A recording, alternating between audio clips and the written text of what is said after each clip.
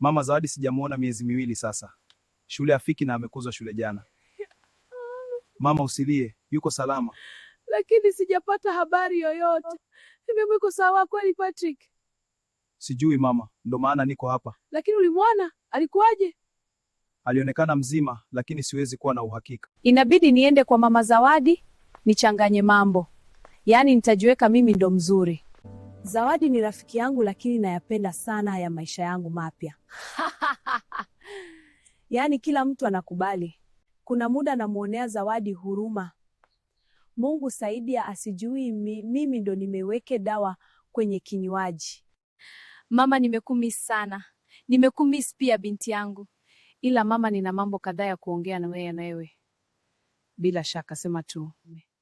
Mama, sikupenda ulisikie hili kwa wengine, ila Zawadi ni mjamzito na umefukuzwa shule kwa sababu malaya.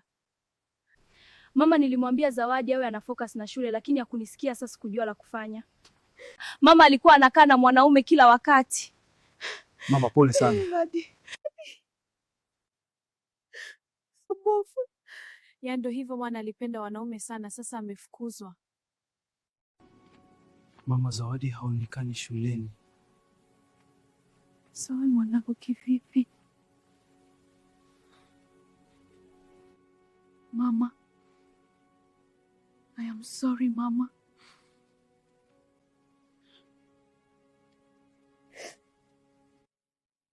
Zawadi, mimi nakutuma shuleni ila umekalea umalaya. Hapana mama, ama nisamehe please. Maneno yanaenda kijijini eti mimba ya Zawadi ni ya mchungaji wetu na tena amefukuzwa shule huko. Mchungaji? Yaani vijana wa siku hizi wanaharibu maisha kwaya. Yaani ni vigumu kuamini kama Zawadi ni mjamzito. Kweli hivi amesema hivi. Ndio, nedungana dana. Huyo mwanamke kila mtu anashangaa. Atakuwa na mimba gani basi? Yaani huwezi amini vijana siku hizi eti wanaenda shule muone Zawadi kaja na mimba. Babu, sio wote mengi wewe. Dunia imebadilika sana. Hawa vijana wa leo. Nani amwangetegemea Zawadi awe na mimba? Hapana, siamini. Kweli nani baba? Wanasema ni mimba ya mchungaji au mwalimu wa kwaya. Mjingaji au mwalimu, achia bati. Siko hapa sawa. Inabidi afukuzwe kwenye hiki kijiji. Inabidi afukuzwe kwenye hiki kijiji. Asha alikuwa binti mzuri, tena mwenye adabu na Zawadi ya kuwa msemaji, lakini amekuta na mimba. Yaani namuonea huruma sana Zawadi. Mbona? Alikuwa binti mzuri sana. Kwani alijichanganya na mambo mabaya titi.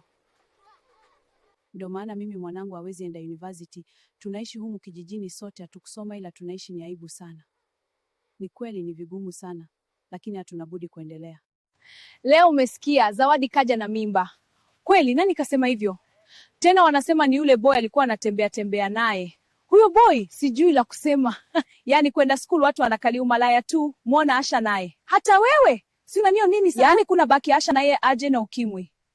Ninavyomwona Asha, anaonekana Asha anaishi maisha ya feki huko mjini. Twende kwanza huko tuharibu mambo. Jamani, wa malaya nao wanakuja kanisani bila aibu. Pastor, tuwapendi hawa. Wafukuzwe hapa kanisani jamani. Sasa mimi nina watoto wadogo, sipendi huyu binti awe mfano kwao, afukuzwe tu. Afukuzwe tu. Umetoka kwa nini uko hapa? Atu wako ni wanalaya hapa, usirudi hapa tena. Angel, kwa nini hivi? No.